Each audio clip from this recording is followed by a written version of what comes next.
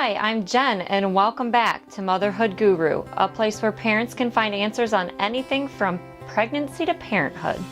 Today's topic of conversation is how to choose the best bottle for your little one. This is not an easy task. Trust me when I say you will not know if they like it until they try it. A good way to avoid this little problem is by registering for several different brands of bottles before you have the baby. That way, if your baby doesn't like one brand, you can try another. If you're not sure what brands to purchase, ask around. Talk to your girlfriends and see what bottles their babies like. Then go ahead and purchase a few of those brands on your own and do your own test with your child to find out which bottle works best for them. You may even try saving some money by purchasing more large bottles than small bottles. Newborns only take in a few ounces at a time. Babies ramp up their eating quite quickly, so go straight for the bigger bottle, and it may save you some money. I'd like to first touch on what you need to look for in bottles. Most importantly, you want to find features that minimize air bubbles, such as vents, drop-in inserts, or angled necks.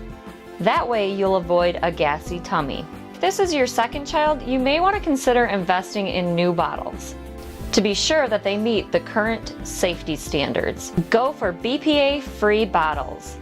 BPA is a chemical linked to effects on the brain and reproductive organs. If your bottle is not BPA-free and it's been used, warmed, or scratched over the years, it could be dangerous. If you have an older bottle and you're not sure if it's BPA-free, check the recycling code. If it is a code of 7, and does not say BPA-free on the label, then toss it. You will also want to buy new nipples. Next, I'd like to cover some tips on bottle feeding. If you choose to breastfeed, it is very important to establish breastfeeding before introducing the bottle. You should wait 4 to 6 weeks. If your child is nursing like a pro by weeks 2 and 3, go ahead and introduce a bottle, but proceed with caution. Feeding from a bottle takes less effort for the baby, and they may choose the bottle over the breast altogether.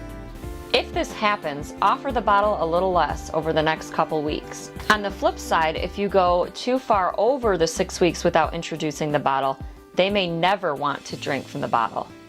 If your baby is fussy during feedings, it may not be the bottle that's the problem. Try troubleshooting a few of these other problems first. If your child is sucking fiercely, the nipple may be too small. Bump up the nipple level for faster milk flow. If the milk is pouring out of your child's mouth and down their chin, the nipple may be too large. Try bumping down the nipple level for less flow. Remember, the higher the level number, the faster the milk flow. If your child is gassy, make sure that you lift their head above their tummy while feeding. You also want to be sure that the nipple is full with milk. If your child is making loud sucking noises during feeding, this is an indication that they're taking in too much air. If this is the case, stop every 4 to 5 minutes and burp them. You may find they don't like what they taste. Maybe your breast milk tastes too strongly of garlic or onion from something that you ate. Or they don't like the flavor of the formula you've selected. They may just not be hungry anymore.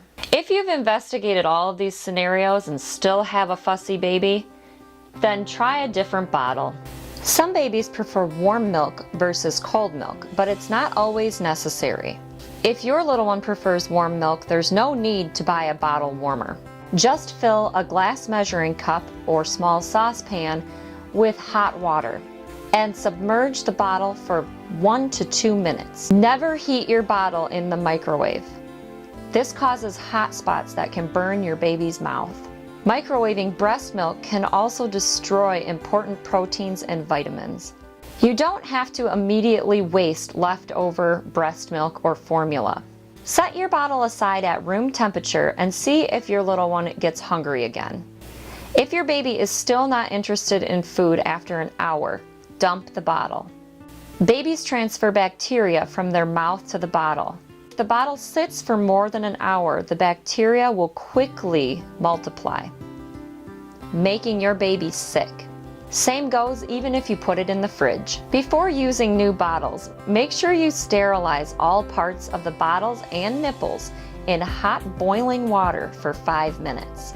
After every use, wash thoroughly in soapy hot water, making sure you get all the nooks with a detail brush. Dishwashers work great too. You can even purchase a basket at your local baby store to put in the dishwasher that will contain all of the small pieces. Once they're washed, let them thoroughly air dry. If you need them before they're dry, wipe them down with a soft cloth or a paper towel first. Some people think that bottles are bad for their baby's teeth, but it's not the bottle that's bad. It is the frequency of exposure to any beverage containing sugar that is the problem.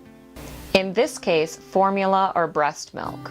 Sugars will pool in the teeth, creating an environment where cavity-causing bacteria can produce the acid that leads to tooth decay. Pediatricians suggest weaning your child by their first birthday off a bottle, with the goal that by 15 months they will be completely off the bottle, so as to eventually limit drinks to water at mealtimes. Anytime a baby drinks milk, even from a sippy cup, it starts a 20-minute acid attack on their teeth. Remember, just because your friend's baby likes a certain brand doesn't mean that your baby will too. Focus on the features that best fit you and your baby, and I promise you will eventually find the bottle that's best for your child. For example, here are some pros of the more popular brand names available today. Dr. Brown's. Some mothers swear that the liner vents stop colic. Life Factory. Their silicone covers better protect glass bottles. Avent. They are easier to fill thanks to the wide neck. Pura. Their stainless steel bottles are more eco-friendly. Playtex has a sleeve that makes for easier cleanup. And Nubby. Their shape makes it easier for your baby to hold. That wraps up our segment on how to choose the best bottle for your baby. I hope the tips and features we've gone over here today will help you find the perfect fit. Again, I'm Jen, and I'd like to thank you for visiting Motherhood Guru. We would love to hear from you, so please post any comments on bottles that you like and why in our comment box. If you liked our segment today, please like it. For more information on how to have a healthy pregnancy and a healthy baby, click the link below in our description for details. From one hot mother to another, happy pregnancy!